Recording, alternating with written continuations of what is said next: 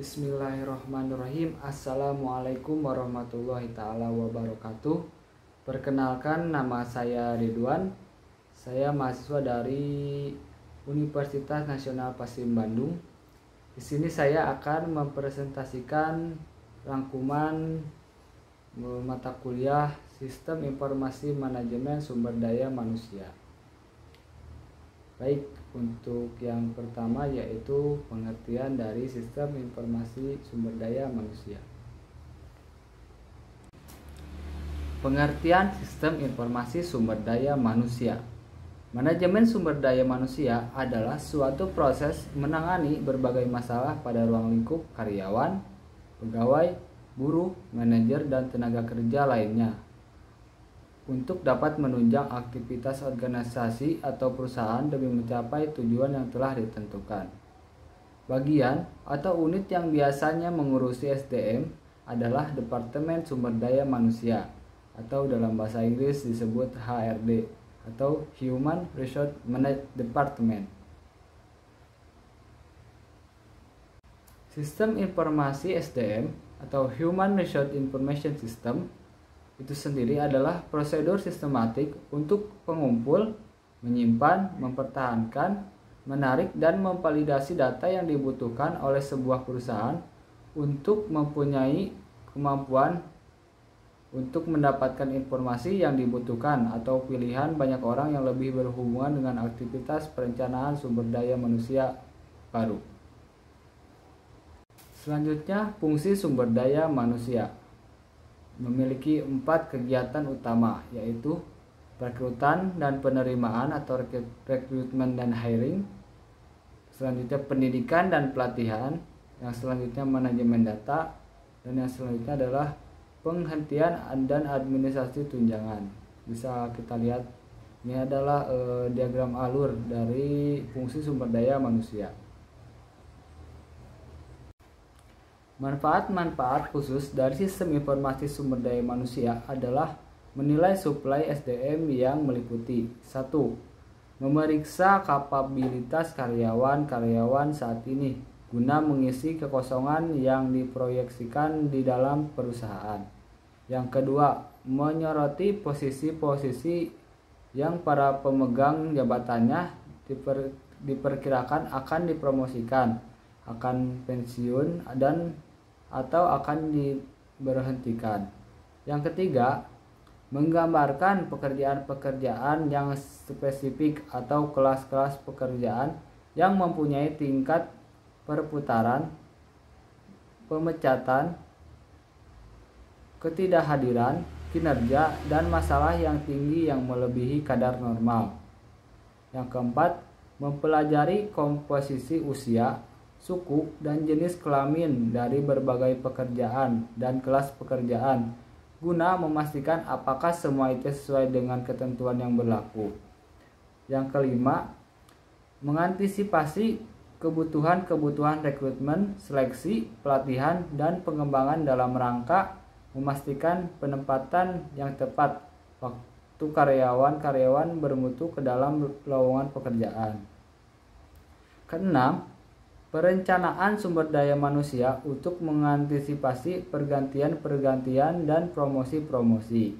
Yang ketujuh, laporan-laporan kompensasi untuk memperoleh informasi menyangkut seberapa besar setiap karyawan dibayar, biaya-biaya kompensasi keseluruhan, dan biaya-biaya finansial dari setiap karyawan dibayar. Biaya-biaya kompensasi keseluruhan dan biaya-biaya finansial di setiap kenaikan gaji dan perubahan-perubahan kompensasi.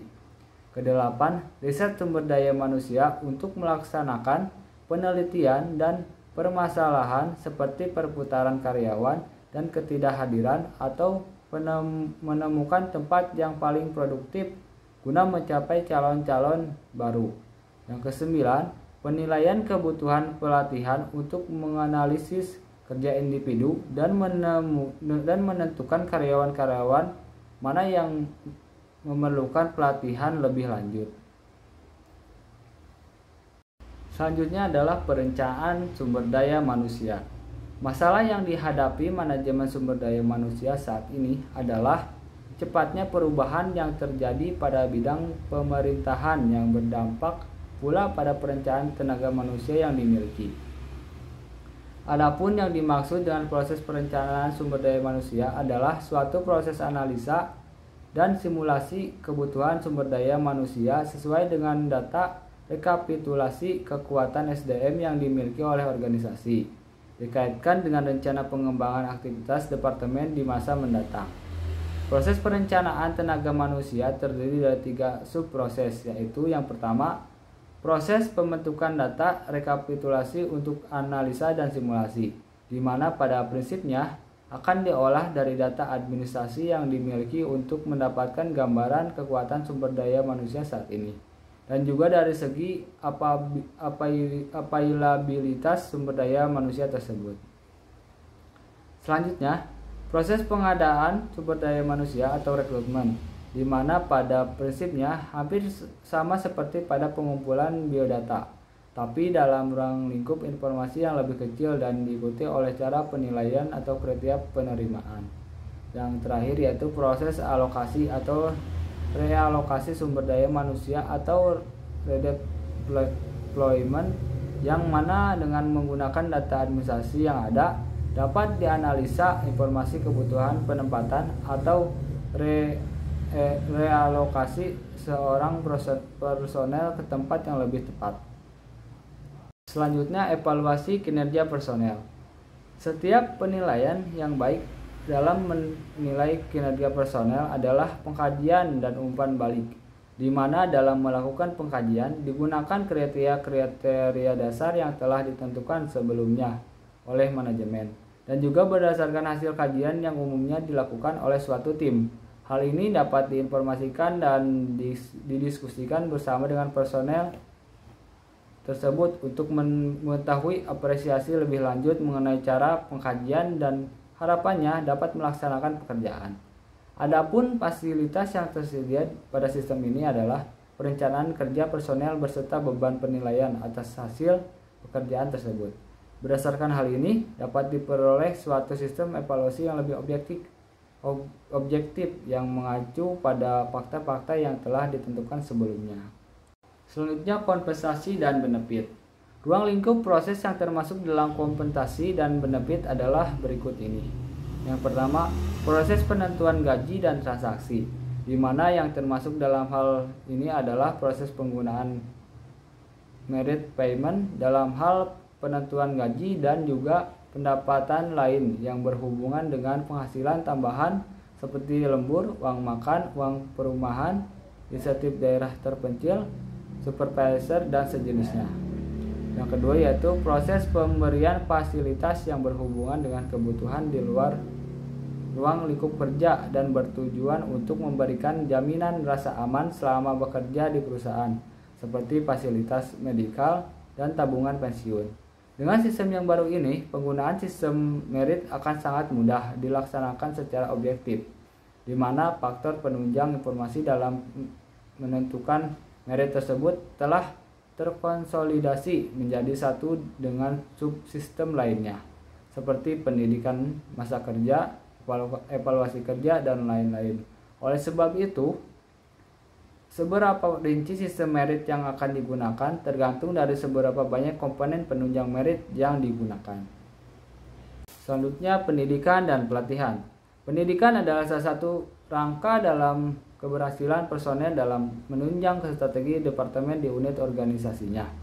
Adapun proses yang termasuk dalam sistem kepegawaian ini adalah terdiri beberapa subproses, seperti yang pertama, perencanaan jadwal pendidikan, yang berhubungan dengan jadwal pendidikan yang akan diselenggarakan oleh organisasi. Yang kedua, perencanaan kebutuhan pendidikan, di mana berhubungan dengan rencana pendidikan yang akan diikuti oleh personel yang berhubungan dengan tugas dan tanggung jawabnya. Yang selanjutnya, realisasi pendidikan, yang bertujuan mencatat informasi yang berhubungan dengan kesertaan personel pada pendidikan yang diikutinya. Umumnya, hal yang termasuk dalam hal ini adalah pendidikan dalam kategori non-formal, dan hal ini ditunjang pula dengan penggunaan kodifikasi yang standar. Selanjutnya yaitu pemutusan hubungan kerja atau pensiun. Seperti pada akhirnya, diperlukan pula sebuah proses yang bertujuan untuk menangani hal-hal yang berhubungan dengan selesainya masa kerja personel, baik secara normal ataupun secara hal lainnya. Oleh sebab itu, sistem menangani pula penyimpanan informasi dari seluruh personel yang pernah bekerja pada perusahaan, sehubungan dengan kewajiban dan juga hak-hak yang harus dikeluarkan oleh perusahaan seperti uang pensiun, pesangon, dan sebagainya. Selanjutnya pengertian dari HRD yaitu Human Resource Department. HRD atau yang sering dipanjangkan menjadi Human Resource Department bertanggung jawab terhadap pengelolaan sumber daya manusia dalam sebuah organisasi.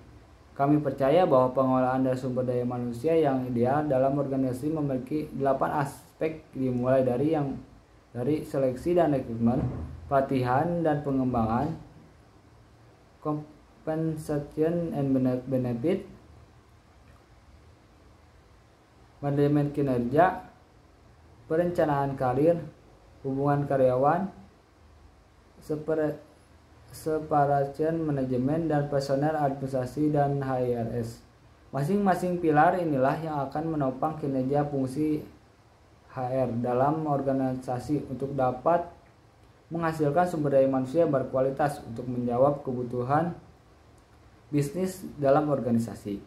Seleksi dan rekrutmen bertanggung jawab untuk menjawab kebutuhan pegawai melalui penerimaan pegawai hingga penempatan para pegawai baru tersebut di posisi-posisi yang tepat. Kami percaya agar dapat menjalankan fungsinya dengan baik, menempatkan orang yang tepat di posisi yang tepat, maka biasanya fungsi ini sudah memiliki sukses profil sebagai acuan yang membantu menyeleksi kandidat yang sesuai. Sedangkan untuk metode seleksi biasanya sangat bervariasi, mulai dari psikotes, interview, skill test, referensi maupun assessment center. Manfaat-manfaat khusus dari sistem informasi sumber daya manusia adalah menilai suplai SDM yang meliputi 1. Memeriksa kapabilitas karyawan-karyawan saat ini guna mengisi kekosongan yang diproyeksikan di dalam perusahaan.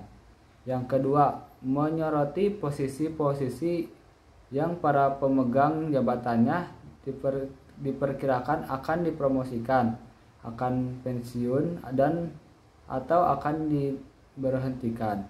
Yang ketiga, menggambarkan pekerjaan-pekerjaan yang spesifik atau kelas-kelas pekerjaan yang mempunyai tingkat perputaran, pemecatan, ketidakhadiran, kinerja, dan masalah yang tinggi yang melebihi kadar normal. Yang keempat, mempelajari komposisi usia, suku, dan jenis kelamin dari berbagai pekerjaan dan kelas pekerjaan guna memastikan apakah semua itu sesuai dengan ketentuan yang berlaku. Yang kelima, mengantisipasi kebutuhan rekrutmen, seleksi, pelatihan, dan pengembangan dalam rangka memastikan penempatan yang tepat waktu karyawan-karyawan bermutu ke dalam lowongan pekerjaan. Keenam, perencanaan sumber daya manusia untuk mengantisipasi pergantian-pergantian dan promosi-promosi. Yang ketujuh, laporan-laporan kompensasi untuk memperoleh informasi menyangkut seberapa besar setiap karyawan dibayar, biaya-biaya kompensasi keseluruhan, dan biaya-biaya finansial dari setiap karyawan dibayar. Biaya-biaya kompensasi keseluruhan dan biaya-biaya finansial di setiap kenaikan gaji dan perubahan kompensasi. Kedelapan, riset sumber daya manusia untuk melaksanakan penelitian dan permasalahan seperti perputaran karyawan dan ketidakhadiran atau menemukan tempat yang paling produktif guna mencapai calon-calon baru. Yang kesembilan, penilaian kebutuhan pelatihan untuk menganalisis kerja individu dan menentukan karyawan-karyawan mana yang memerlukan pelatihan lebih lanjut.